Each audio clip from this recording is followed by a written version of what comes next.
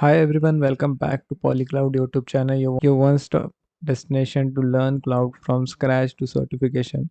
In this brand new series, we are going to deep dive into complete Microsoft Azure administration, that is AZ-104 exam syllabus, step by step, concept by concept, with the real world example, live demo and hands-on labs. Whether you are preparing for certification, starting a cloud career, or just wanted to strengthen your Azure skill, this series will help you gain the knowledge and confidence to ace the exam. We will cover everything from managing Azure identities, subscription, and storage to virtual machine networking and monitoring, exactly as per the official AZ-104 syllabus or the objective. So make sure you have subscribed to our PolyCloud YouTube channel and hit that bell icon so you will get notified whenever a new video is uploaded. So let's start our journey to become a Microsoft certified Azure administrator. So today in this video we are going to cover a first topic, that is managing Microsoft Entra ID. And so there will be three videos under this topic, from which today in this video we are going to see Microsoft Entra ID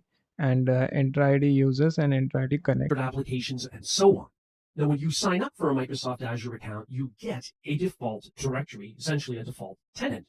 Now, when you're signed into the portal at portal.azure.com, under your username in the upper right, you will have the name of your tenant. In this case, it's called Azure DevOps. So in the left-hand navigator here in the portal, if I go to Microsoft Entra ID, I can choose Manage Tenants. If there are additional tenants, they will be shown here. We can select any one of them and switch to it. However, we can also click the Create button. Now, you're going to need an Azure P1 or P2 license if you want to be able to create a Microsoft Entra ID tenant, an additional tenant tied to this account. Otherwise, you could choose to create an Azure AD, as it's still called, B2C type of tenant. B2C would be useful if you have some kind of a public-facing solution where you want customers to be able to create and manage their own user accounts. In the past, with Azure AD, you were able to create Microsoft Entra ID additional tenants without having licenses for P1 or P2 to do that. But there are other ways that you can create Entra ID tenants as well. Yet another way to create a tenant for Entra ID is to do it kind of through Microsoft 365, formerly called Office 365. Here I've navigated to the Microsoft 365 page where we can go ahead and if I scroll down, we can select the appropriate plan. For example, if I were to look at Microsoft 365 Business Premium and take a look at the details down below, it talks about advanced identity and access management. Let's not forget that Microsoft 365 uses Microsoft Entra ID as its identity store kind of under the hood. It also means, if I scroll down, that notice I have an Entra ID icon here, as well as other things available here like Microsoft Intune for mobile device management, information protection, in addition to the standard run-of-the-mill Microsoft 365 offerings like Word, Excel, PowerPoint, Outlook, and OneDrive.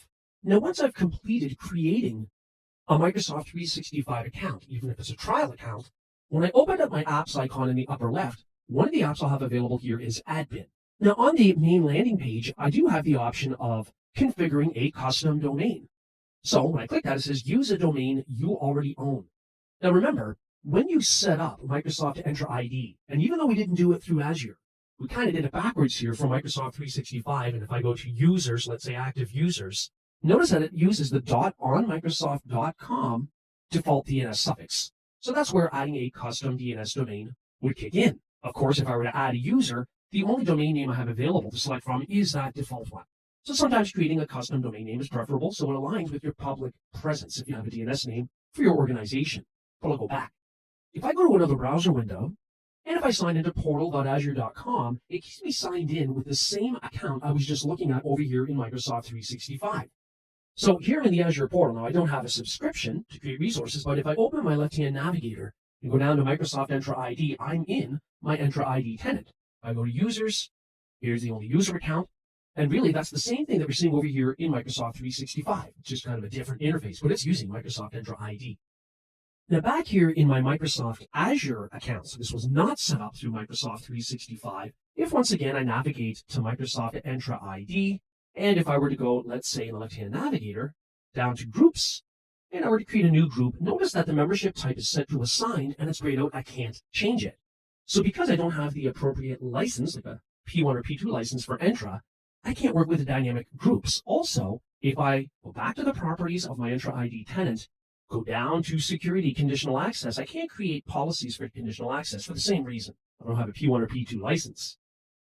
But back here in the Azure portal, but this time for my account that was created from Microsoft 365, if I go into Microsoft Entra ID in the left-hand navigator and do the same kind of things, meaning I go to groups, I go to add a new group, notice that the membership type allows for dynamic user and dynamic device. And we'll take a look at that later.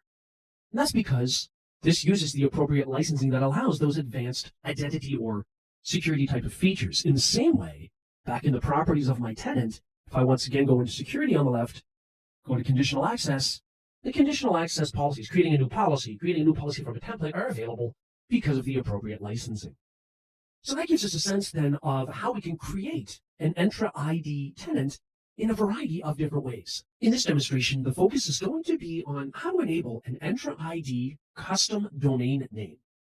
Here I've navigated to my GoDaddy account. Now this just happens to be an external DNS domain name registrar through which I've already registered a domain called quick24x7testing.info. And if I click on that, I can click on Manage Domain on the right. I can click DNS on the left, which then allows me to manage the records in the zone. So for instance, I could click Add New Record. Now, why is that relevant? Well, we're going to see in a moment, because when you are managing your Entra ID tenant and you decide you want a custom DNS domain name, you're going to have to be able to prove ownership, in this case, of quick24x7testing.info, if that's the DNS suffix you want to use for your tenant. Now, you might want to do that because it better represents your organization's public presence on the internet than the default DNS suffix of .onmicrosoft.com for your Entra ID tenant. So in the Azure portal here in the left-hand navigator, I've gone to Microsoft Entra ID to open up the properties of my Entra ID tenant. In this case, it happens to be called Demo Test 2. That means if I go to Users, and if I go to Add a New User, the only option available in the drop-down list for the DNS suffix for the user principal name, which really ends up looking like an email address, is at demotest2080, and then the default suffix of .onmicrosoft.com. Maybe you want to change that so users sign in with something that looks more like your real organization's public presence on the internet. That's where custom domain names come in. So let's go back to the properties of our Entra ID tenant. In the left-hand navigator, I'm going to scroll down until I see custom domain names, and I'll click on it. So the only domain name we have is the one that was created by default with this tenant. That ends with .onmicrosoft.com. It's got a status of available. So what we need to do is click the Add Custom Domain button up at the top. In the custom domain name field, this is where I will enter the name of my DNS domain name that I've registered, in my particular case, with an external provider in the form of GoDaddy. So quick24x7testing.info is what I'll put in for the custom domain name, and I'll click Add Domain. Now the domain name has been added, but it says if you actually want to use this, you need to prove that you own quick24x7testing.info. What better way to verify that someone owns a DNS domain name by asking them to create a specific either TXT or MX record in their DNS zone with specific values. For example, it's asking me to create a TXT record where the alias or host name is @ the destination or points to address has the value shown here, which I will copy. Back here in my GoDaddy web interface, where we're reviewing the DNS zone records for my DNS domain, I'm going to click Add New Record. The type will be a TXT record. It's going to be an @ symbol for the name, and the value I'll just paste in that I've copied from the Microsoft Azure portal. And I'll click Save. Okay, it says it successfully added my TXT record to the zone. There it is here with the information requested by Microsoft as the value for that record. So let's go back and try to validate this. Back here in the portal where I copied the value for that TXT record, we can go ahead and click Verify. And what Microsoft will do is check that that record was actually created, which proves ownership of that DNS domain. Sometimes it might take a little bit of time for that to be visible, but I'm going to go ahead and click Verify right away just to see what happens here. Okay, it successfully verified it because we created the record that they specifically asked for. We must own it. So if I go back to my list of custom domain names for my Entra ID tenant and click refresh, we now have quick24x7testing.info, and it's been verified. So it's not using the .onmicrosoft.com default DNS suffix. And so if I were to go to create a user, so new user, create user, notice this time, quick24x7testing.info is available in the drop-down list as a suffix after the @ symbol for the user principal name. Now, sometimes it takes a minute for that to update. Don't sweat it if you don't see it there right away. Just go ahead and refresh your browser and try it again. These things aren't always immediate in the cloud. But there you have it.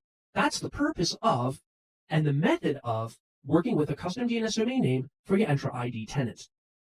If you want to, you can go ahead and go into your Entra ID tenant, go back into the properties of it into custom domain names, and you can keep adding a multitude of domain names.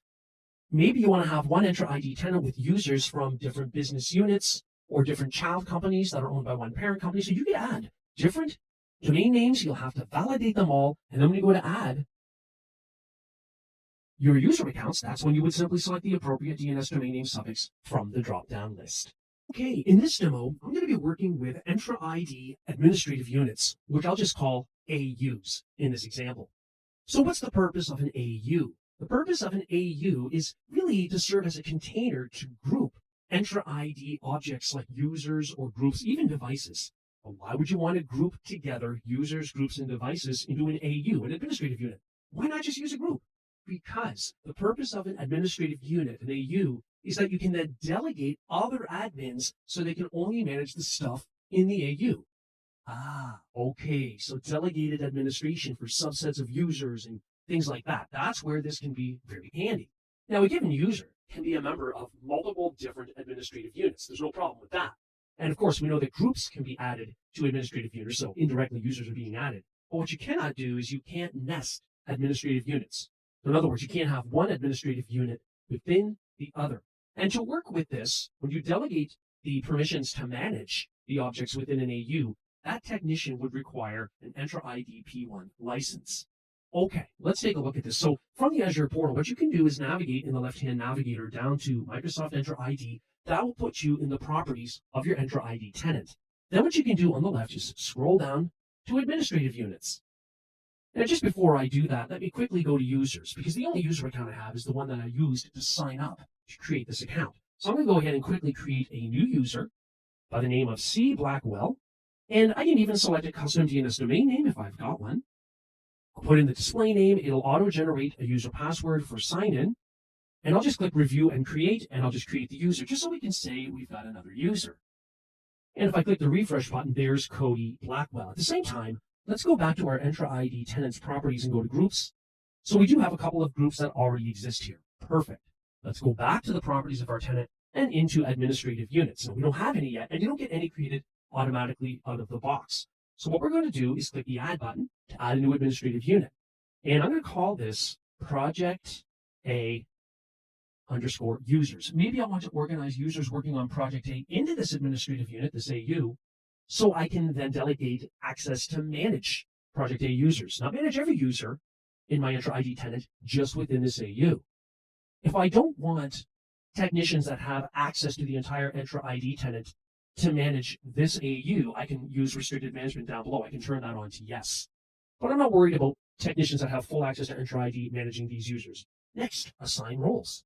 So maybe what I want to do is delegate access for password administration for users that are a member of Project A, the Project A administrative unit. So I'll select password administrator, and I'm going to assign this to a user called IT Demo. That's the administrator. Next, review and create and create. Now notice what I haven't yet done is added the members to the AU. So Project A users is shown here. If I click to open up its properties for roles and administrators on the left, the password administrator role is showing that there's one assigned admin, and again, it's IT Demo. However, if we go back to the properties of the Project A users AU, I can go to users on the left and add users. So I'm going to add a member here. Let's say user Cody Blackwell.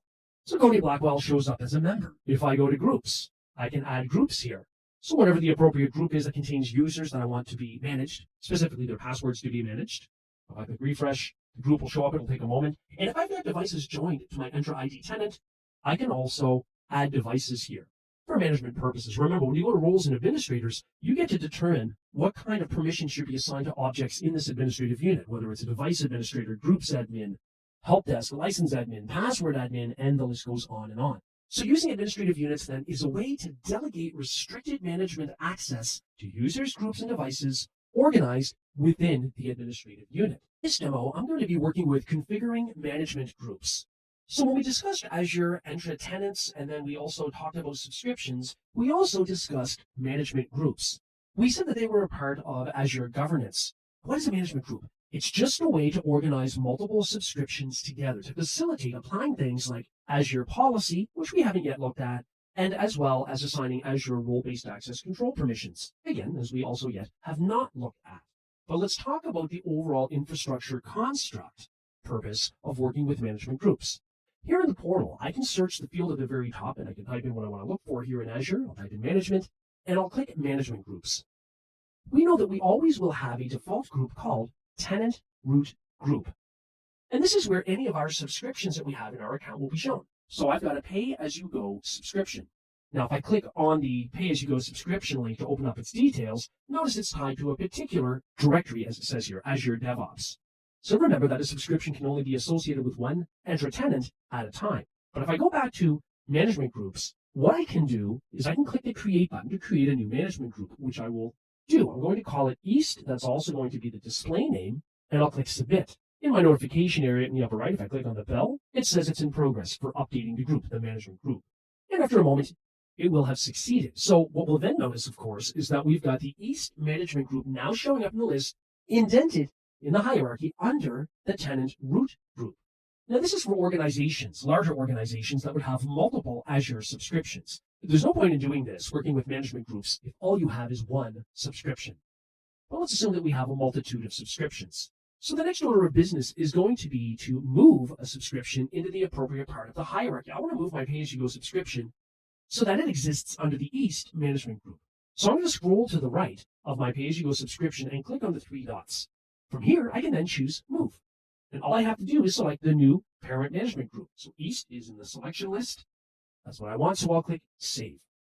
And again, I can monitor this in the upper right. Plus, I can update my subscription, and even on the screen visually, things have automatically refreshed. So the subscription is no longer showing directly under the tenant root group. Instead, if I expand East, it's showing as being listed, indented in the hierarchy under the East management group. So you can organize your subscriptions in this way. But again, why are we doing this? Well, if I look at the three dots to the right of my East management group, notice we have options. You can create a child group under it. You can nest management groups. You can add a subscription here. Well, we've already added the only one that we have. But when I start working with other Azure governance features like Azure Policy, let me search for the word policy in the search bar at the top of the portal here, and I'll click Policy.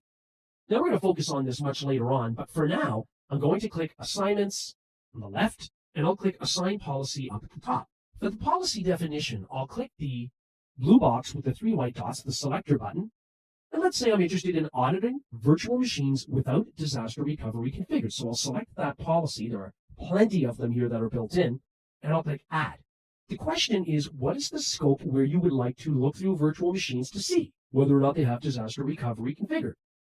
Well, for the scope here at the top, I can select an individual subscription, but for larger organizations with a multitude of subscriptions, they would have to go through this configuration numerous times if they wanted it applied to numerous subscriptions. But what we can do is click the selector button to the right of the scope field, and instead of a subscription or a resource group in the subscription, we can choose a management group.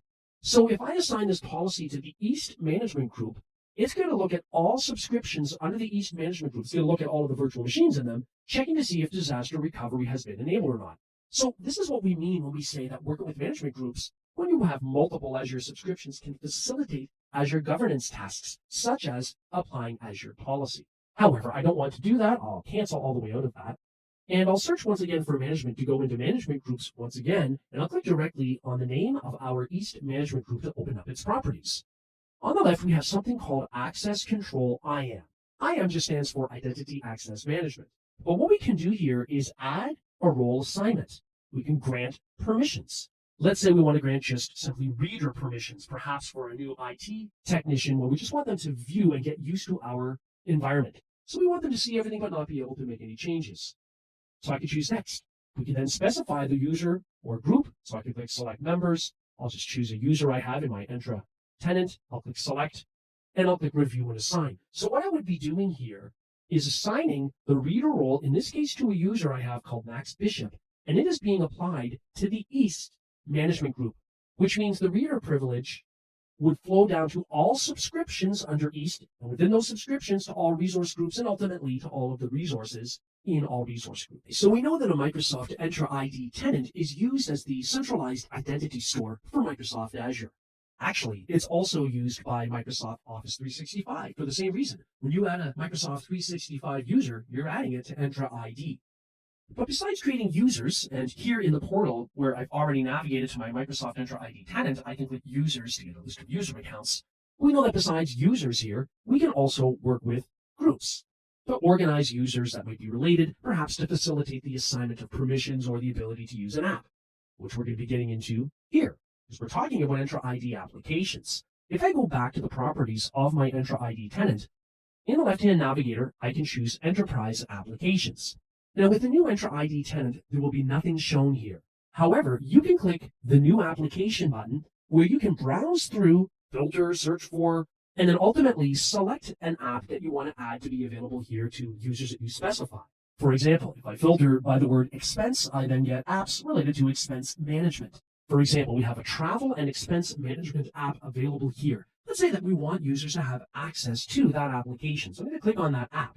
Now notice it says for this app, automatic provisioning is not supported. So depending on the nature of the app, you might have to create accounts in that app separately from the account being used here in Entra ID. So for this particular app, we have to sign up for travel and expense management. Whereas if I were to select another app like mobile expense, again, this one does state that automatic provisioning is not supported, but we don't have to sign up for it. So if I were to click create, what I would be doing is adding this enterprise application to my Entra ID tenant. And it puts me in the properties of that app. But let's just back out for a minute here. If I go back to my enterprise applications view here in my tenant, notice mobile expense now shows up. So if I click on it, I can further configure it. Of course, there's always further configuration required.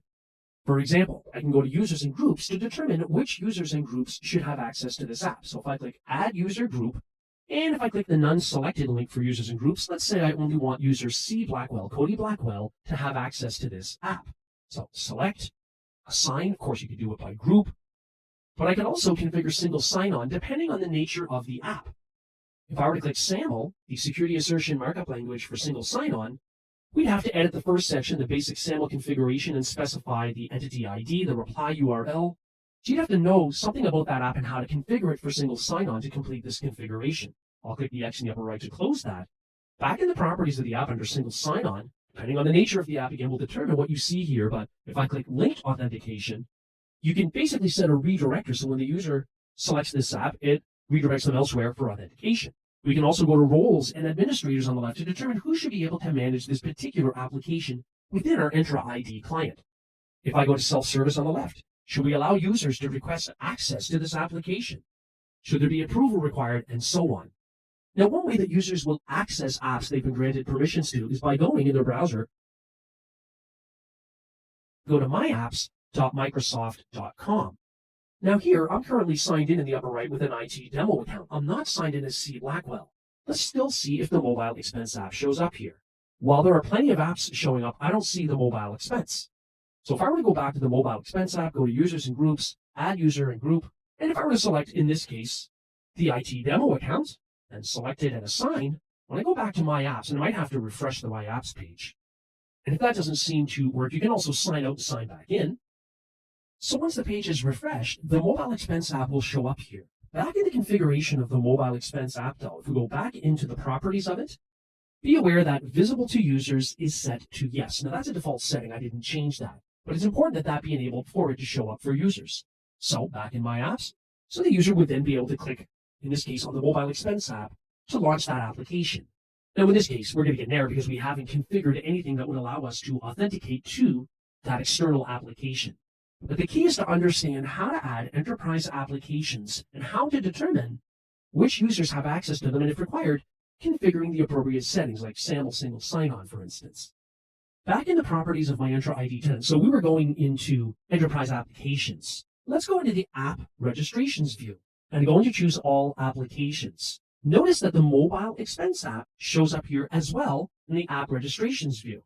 And if I click on that app to open its properties, it's a little bit different in terms of what we configure here. Here we don't have the users and groups that should have permission to it. We don't have the properties in the same way we did before, but we do have things like authentication settings, certificates and secrets if required for authenticating to the app.